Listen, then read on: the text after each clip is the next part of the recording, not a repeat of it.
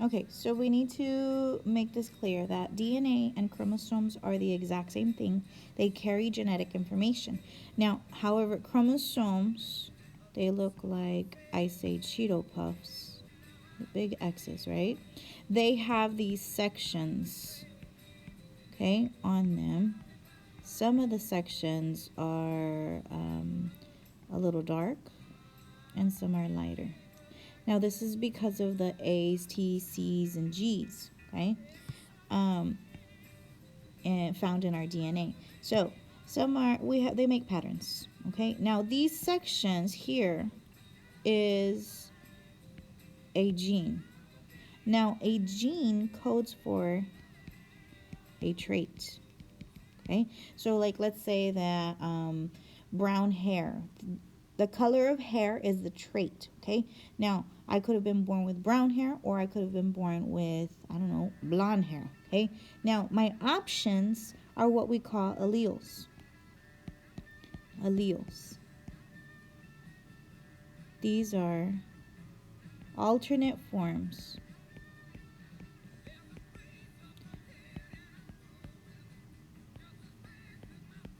of a gene, okay?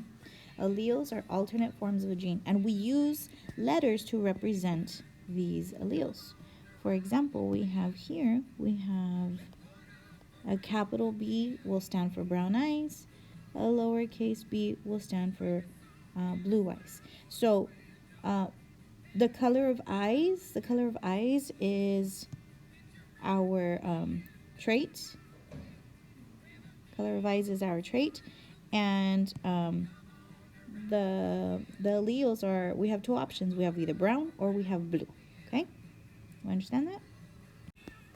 Okay, so we have what we call principle of dominance, and so that you can read is that the dominant allele is going to always be stronger or be expressed. So if we have a capital B and a lowercase b, the capital B is going to dominate. And so if I were to write something like this, that means that this person has brown eyes because of the capital B, okay? Now, we have something over here that I want to cover is, is called phenotype. Phenotype is physically how it looks. So if I'm focusing on the big B, little b, the big B takes over, right? And so that means it has brown eyes. Okay, now these letters that I wrote down, this is what I call genotype.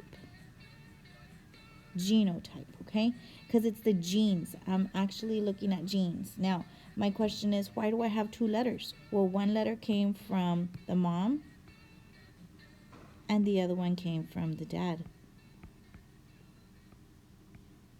Now, I don't know, maybe mom could have given the capital B.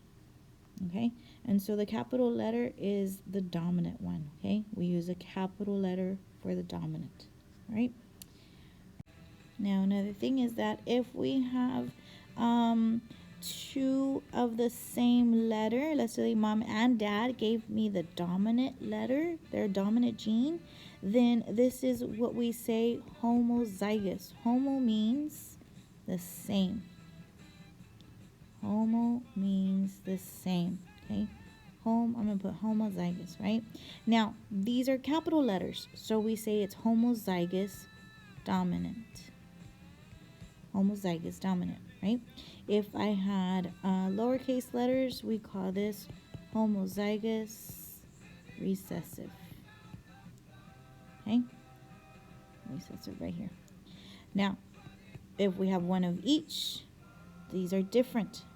That is hetero, different. This is heterozygous. Okay? Okay, so now we're going to work out what we call a monohybrid cross. We're only looking at one trait. Here we're looking at the color of the eyes, okay? So here it says two heterozygous parents with brown eyes. Heterozygous means that they are different, right? Different. I'm going to put different.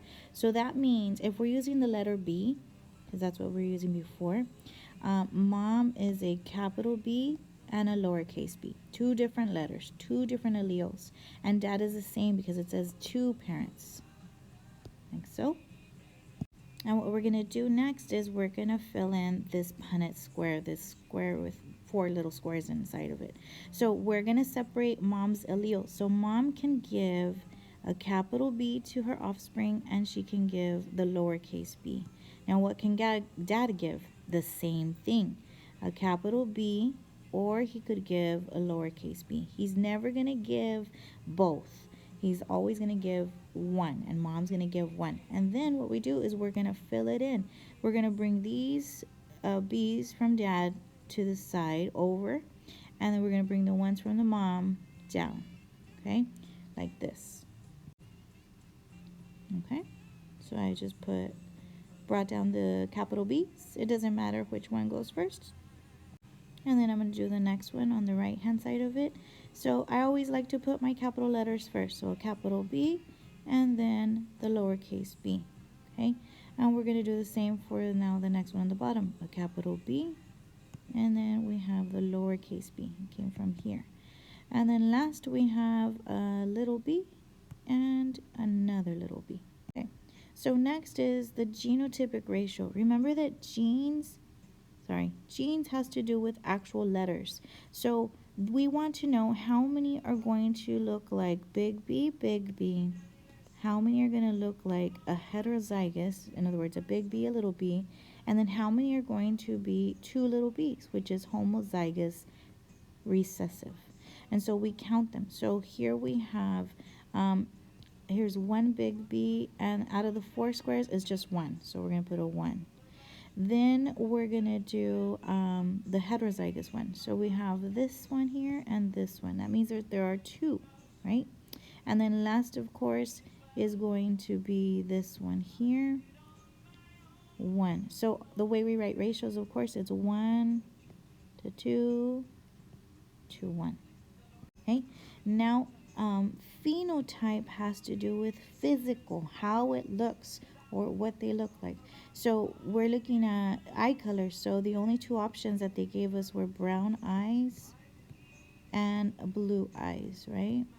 Okay, so what we do is we count how many of those squares are brown eyes. So brown eyes, what does that mean? That means that it has to have a capital B. Remember that we said if there's a capital B and a lowercase b, which one dominates? The capital B dominates, right? So then that would be brown eyes. So here we have 2 big B's, so that is brown. We have this big B and this little b, so that's also brown. That's 2 of them. Then you have this one. This is big B and a little b, so it's going to be brown. That's 3. And then you have 2 little b's. Well, these 2 little b's are not brown. They're going to be blue. So that means there's 3 brown and 1 blue. So the ratio, we write it as 3 to 1. All right, so go ahead and work on the rest of the questions and raise your hand if you have any questions.